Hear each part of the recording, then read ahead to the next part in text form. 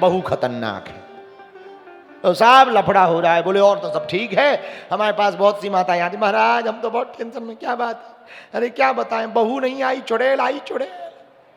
अरे हम कहा कोई बात नहीं, अब हो गया सो हो गया, अब तो शादी है, हो गई। अब पहले के जमाने में लोग बहू लाते थे, बहू को बेटी बनाते थे, बेटी लाए हैं बेटी।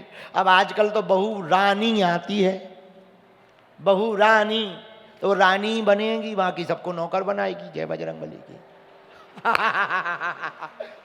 आजकल बहुएं थोड़ी आती हैं।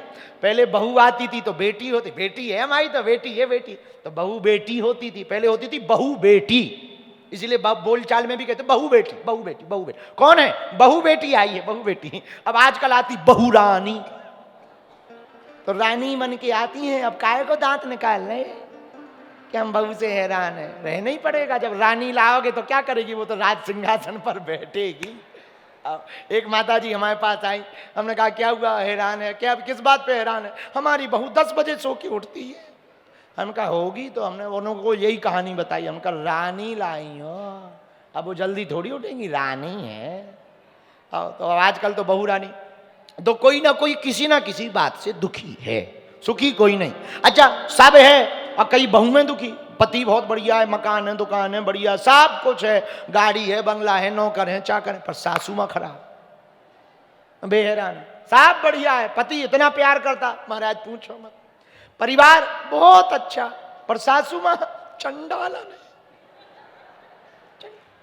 अब लोग एक नहीं आपत, अब उन्हें जाई टेंशन है, इसी में मैं परेशान है, दिन न रात वही। एक हमारे पास, हम कथा सुना रहे थे एक जगह, तो एक जगह हमारे पास एक बहू आई, बोली महाराज हम तो बहुत हैरान है। क्या हुआ? हमारी सासू माँ, हम कथा सुन के जाते 500 प्रवचन सुनाती, आ गई पुजारन, बड़ी बाबाओं के चक्कर में फिरती है, घूमती फिरती, खाना नहीं बनाना, ढंग का नहीं रहना, 500 प्रवचन सुनाते। महाराज हम तो हैरान।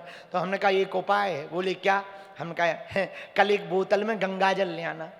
वो कल बोतल में गंगा जल लाई, हमने थोड़ा शक्कर वक्कर मिलाया, थोड़ा केसर वेसर डाली। हमने कहा बेटी घर जाना, घर में एंट्री करने के पहले ही 2 ढक्कन लेना। सुनो, पीना है नहीं, उगलना है नहीं।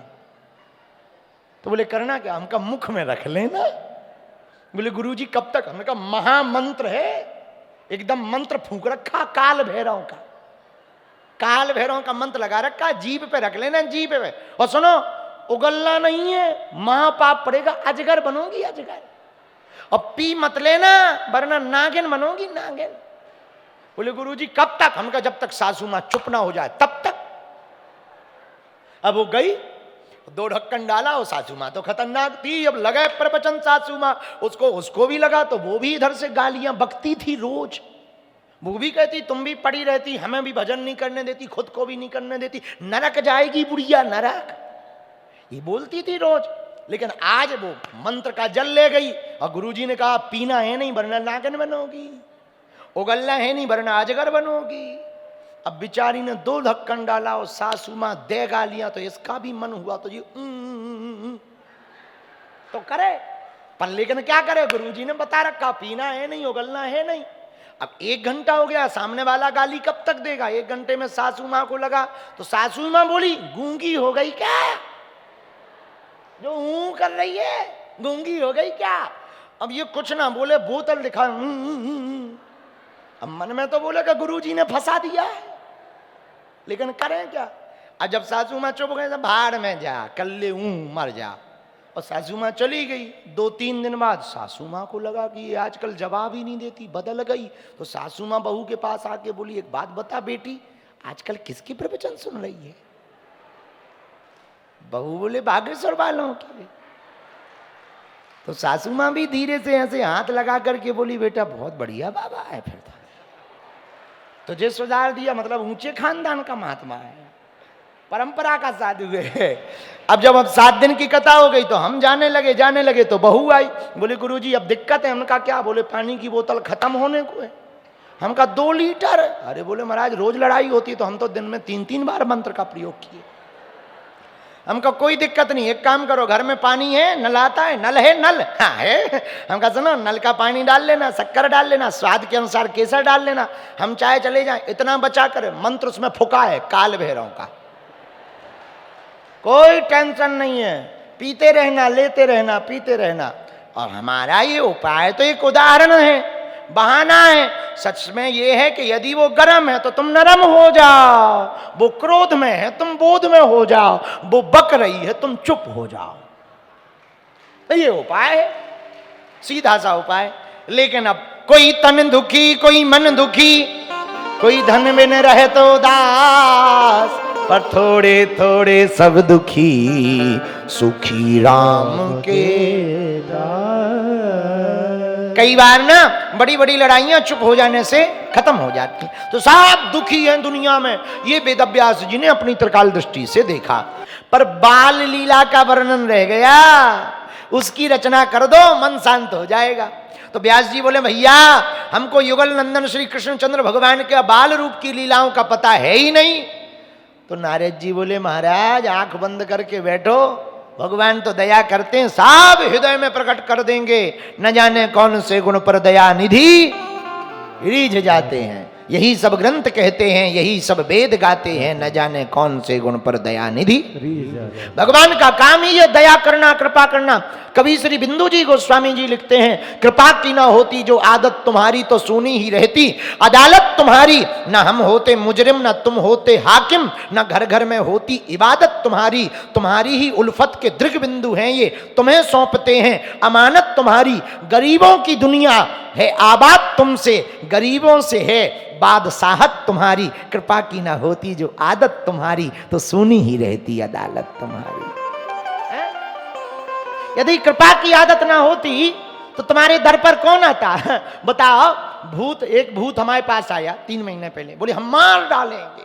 3 मार दिए। तो हमने हंस के कहा भूत मारते ही होते तो भगवान के मंदिरों की जगह तुम ना बैठे होते। लोग भगवान की गाय को पूजा करते, तुम्हारी ना करते। यदि तुम मारने जबाने का काम करते होते तो लोग तुम्हारी पूजा करते, भगवान की क्यों करते? सब मारने वाला है, भगवान बचाने सब भगवान का काम है। तो बोले कृपा की आदत भगवान की है, तुम तो बैठ जाओ, भगवान तुम्हारे हृदय में सब प्रकट कर देंगे। और सुनो व्यास जी, हमारे जैसे दासी पुत्र को जब भगवान ने नारद बना दिया है, आप पर क्या कृपा नहीं कर सकते? व्यास जी बोले दासी पुत्र, हाँ। अब हमारे पूर्व जन्म की कथा सुनो, नारद जी सुना रहे व्यास जी को। नारद जी बोले सुनो, पूर्व जन्म में हम दासी पुत्र थे। हमारी माता जी का काम घर घर जाके झाड़ू लगाना, साफ सफाई करना, गोबर कंडा करना, उससे भोजन मिलता था, तब हम भोजन कर पाते थे। व्यास जी बोले वाह राम राम राम। फिर तो नारद जी कैसे बने? अरे बोले सुनो तो, गांव में कुछ महात्मा आए, संत आए, तो गांव वालों ने कहा ये महात्मा चातुर्य मास का व्रत यहीं करेंगे। 4 महीने महात्मा कहीं जाते नहीं है, उसको चातुर्य मास व्रत कहते हैं। 4 महीने बैठ करके जब तब करते, भजन करते एक ही जगह पर, उसे चातुर्य मास कहते हैं। तो एक जगह बैठकर जब तब करेंगे। तो गांव वाले बोले ड्यूटी कौन करेगा, सेवा कौन करेगा? नारद जी बोले व्यास जी हमारी माता जी और हमारी ड्यूटी लगा दी, संतों को रोज सेवा करने का काम हमारा। तो बोले क्या काम? बोले कुछ नहीं, सुबह से जाते फूल ले आते, बढ़िया पानी भर लाते, संत महात्मा बढ़िया ठाकुर जी की सेवा करते, बढ़िया मधुर मधुर कीर्तन गाते। हम भी सुबह सुबह कीर्तन गा लेते, हम भी आरती गाते, हम भी शाम के समय, छोटे से बच्चे तो थे ही नारद जी बोले, हम भी बैठ जाते और बढ़िया बढ़िया वो कथा सुनाते, हम भी ध्यान पूर्वक कथा में मस्त हो जाते, आहा आनंद आ जाता। लेकिन महाराज एक दिन लफड़ा हुआ। बोले क्या? बोले 4 महीना कब बीत गए पता ही नहीं लगा, और एक दिन सभी महात्मा गांव छोड़कर जाने लगे। नारद जी बोले व्यास जी हम तो दासी पुत्र थे छोटे से, हमारे भी मन में आया हम भी महात्माओं के साथ जाएंगे, सो हम भी पीछे पीछे चल दिए। महात्मा बोले ए बेटा कहां जा रहे हो? गुरुजी आपके साथ चलेंगे। ना ना बेटा, अरे वाह, तुम्हारी माताजी हमको जिंदगी भर गाली देगी कि हमने बेटा को सेवा में लगाया था और महात्मा बाबा बना के ले गए। इसलिए पहले माताजी की आज्ञा ले आओ, माताजी कह दें सो आ जाओ। नारद जी बोले व्यास जी हमें माताजी के बारे में पता था, इकलौते हम ही बेटा थे, पिताजी थे नहीं, तो माताजी तो हमें आज्ञा देने वाली नहीं थी। तो महात्मा बोले सुनो बेटा घर जाओ, एक काम करो, क्या? घर पर जा करके रहो और माताजी जब तक आज्ञा ना दे दें तब तक घर पर बैठ करके भजन करो। एक मंत्र दे दिया, एक माला दे दी। नारद जी बोले हम घर आ गए। व्यास जी ध्यान से सुनना। घर आए, अब तो मन हमारा कहीं लगता ही नहीं।